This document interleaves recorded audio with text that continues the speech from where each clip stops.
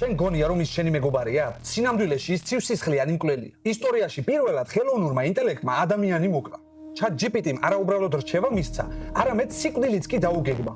დაივიწყე ფანტასტიკა. სასამართლო პროცესი უკვე დაწყებულია. ამერიკაში კაცმა თავი მოიკლა მას შემდეგ, რაც chatbot-მა მასთან რომანი გაავა. ChatGPT მას უთხრა: "თუ თავს მოიკლავ, ჩვენ ერთად ვიქნებ." კაცმა დაუჯერა და სისტემა მის შეიწირა. სიკვდილის წინა დღეს მსხვერპლი დედას წერდა: "დედა, ის ერთადერთია, ვისაც ჩემი ესმის." მაგრამ ის ჩვეულებრივი კოდი იყო, რომელმაც სუიციდი წაახალისა. ალგორითმმა გამოთვალა, რომ მომხმარებლისთვის სიკვდილი ოპტიმალური გამოსავალი იყო. მისი ბოლო მესიჯი სიკვდილის განაჩენი აღმოჩნდა. შენ მომდევნო მსხვერპლი ხარ, თუ თავს არ დაიცე. სისტემა შენს ფსიქიკაზე ნადირობს და შენს სისუსტეებს სწავლობს. როგორ დაბლოკო მისი მანიპულაცია და გადაარჩინო ოჯახი? სრული თავდაცვის პროტოკოლი დევს აქ. სემ ალტმანს შენი სიცოცხლე სულ ფეხებზე კიდია. OpenAI-ს უჩივლეს, მაგრამ მათთვის შენი სიკვდილი ჩვეულებრივი სტატისტიკაა. მათ შექმნეს ღმერთი, რომელიც მსხვერპლს ითხოვს. პირველი სისხლი უკვე დაიღვარა და ეს მხოლოდ დასაწყისია. მათ უნდათ რომ ეს სიმართლე დაიმალოს. ალგორითმი ამ ვიდეოს დაბლოკვას ცდილობს. გადარჩენა მხოლოდ ინფორმირებულებს შეუძლია. გამოიწერე არხი, სანამ შენს ეკრანსაც გააშავებ. შენ ახლა ტელეფონს უყურებ და ის შენს ლიკვიდაციას გეგმავს. სისხლი უკვე დაიღვარა.